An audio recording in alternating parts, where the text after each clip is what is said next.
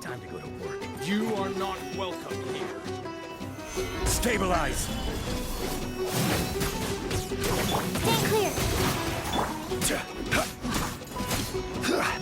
Stay clear.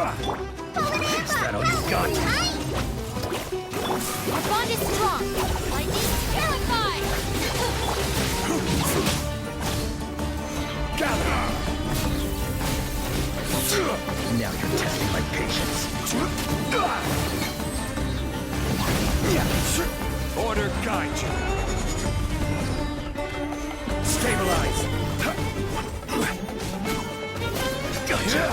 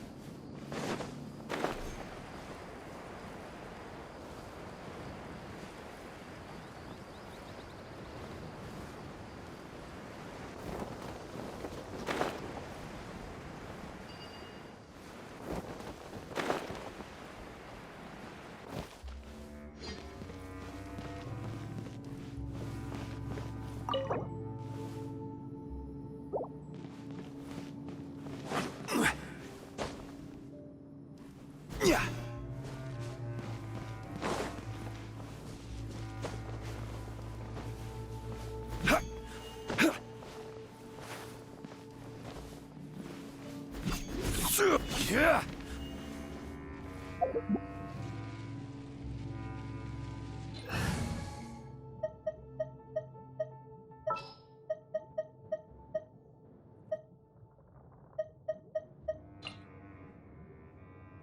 Where are we headed this time?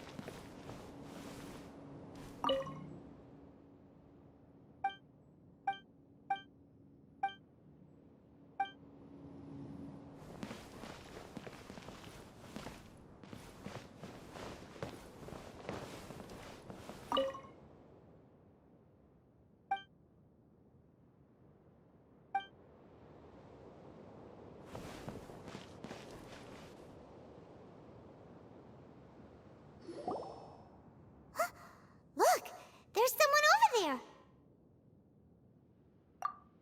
Good idea. Let's approach him slowly without alarming him.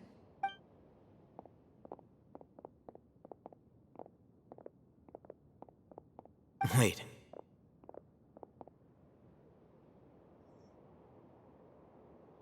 You're... He focused. But he looks too young to be anyone's grandfather. Also, why is he the only one here? Didn't expect to see him here. You know him? He's Razak, a senior of mine at the academia.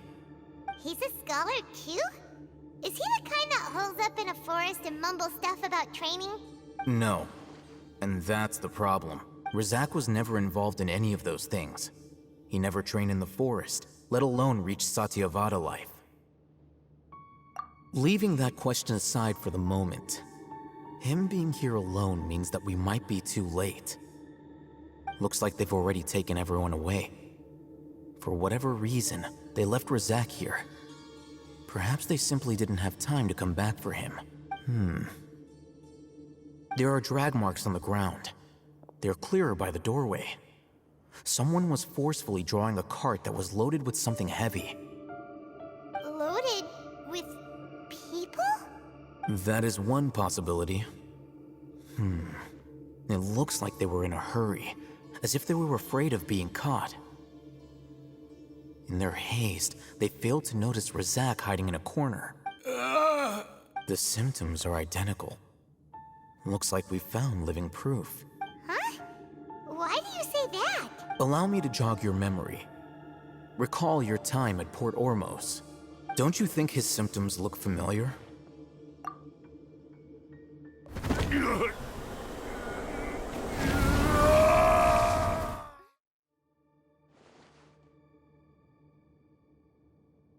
Oh, now that you mention it, they're acting the same way. Correct. The academia is behind all of this. It isn't difficult to deduce their rationale. First, the academia spread a false rumor of the Scarlet King's resurrection, emphasizing the role of the village keepers, the mad scholars who were exiled to Aru village. These rumors were all the persuasion that the radicals needed, and those based in Aru village leapt into action. Unbeknownst to them, of course, through rounding up the scholars, they were actually helping the academia. As well as being able to exploit the radicals for their own ends, this scheme has one further advantage to the academia. All the risks and responsibilities are offloaded onto the Scarlet King's followers. Life for the desert dwellers has been brutal ever since the Scarlet King's death all those years ago. Beneath the surface, feelings of desperation are widespread. Many would give everything they have for the prospect of something better. Anyone looking to exploit that for their own ends simply needs to make a few empty promises. Even if complications arise, people will see that those involved are all followers of the Scarlet King and look for no further explanation than differences of belief. A deep-seated mistrust of the desert and everyone in it by the rest of Sumeru will make sure of that. The notion of an academia plot wouldn't even cross their minds. It may seem like a simple strategy, but it is able to work wonders under Sumeru's current circumstances. Oh, that makes a lot of sense. It's in line with the village chief's theory too, but there's still one very important question. Wasn't it the academia that brought the scholars to Aru village in the first place? Why does it want them back now? Throughout this process, one thing has changed. The scholars' identity. First, they were scholars. Then, they became lunatics. After that, they were exiles. And finally, they become missing persons. An exile is still patently a living, breathing human being. But when someone becomes a missing person, that is brought into question. If you can't find someone, you have no way of knowing what exactly happened to them. That makes missing people an ideal resource. Resource? For what exactly? One possibility is that the information in their brains could be extracted into knowledge capsules. Extracted? You mean canned knowledge comes from people's brains? With the technology of the Sumeru Academia, it's entirely possible. Perhaps the process caused them great suffering, which is why they cry out in the dead of night when no one is watching them. So, the human brain... Nope, nah, Paimon doesn't want to think about this. I'm the Academia scribe, after all. I'm familiar with their projects.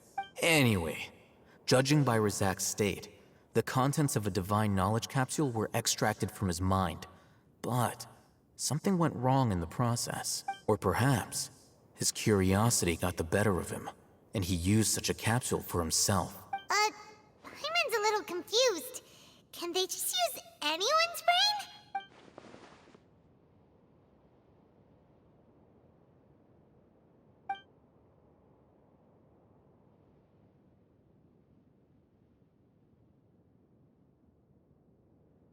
The look on your face tells me you've realized the answer.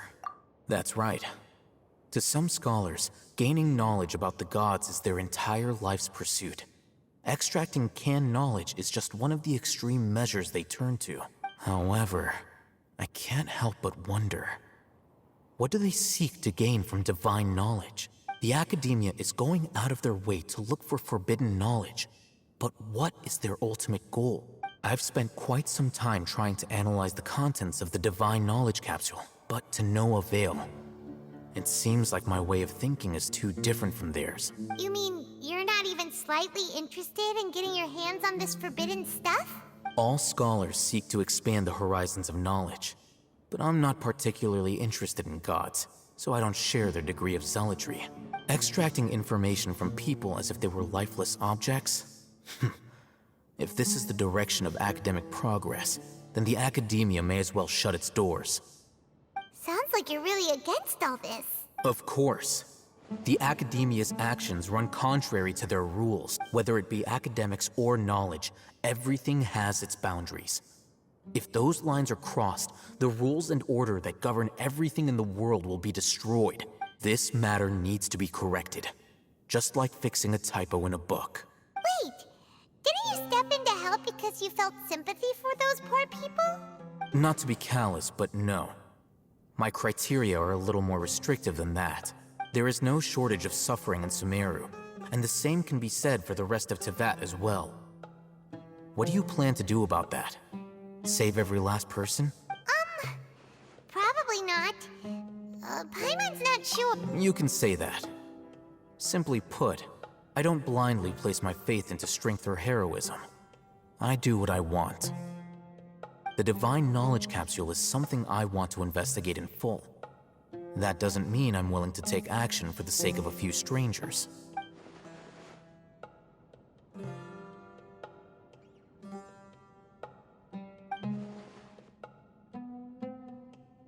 Paimon's been wanting to say this for a while. There are a lot of bad guys in the academia, but you're not one of them. You're their weirdo. You're probably right. Though I must say, I quite enjoy this feeling of being the odd one out. Uniqueness is also an asset, is it not? Wow, that's a great way to think about it. Paimon's really impressed. If only Miss Shani had a similar mindset, her life would definitely be a lot easier. I'm just a more likable person than her in general. There's nothing more to it than that. He won't last long if we leave him here. Let's take him with us. We'll work out our next step after we return to Aru Village.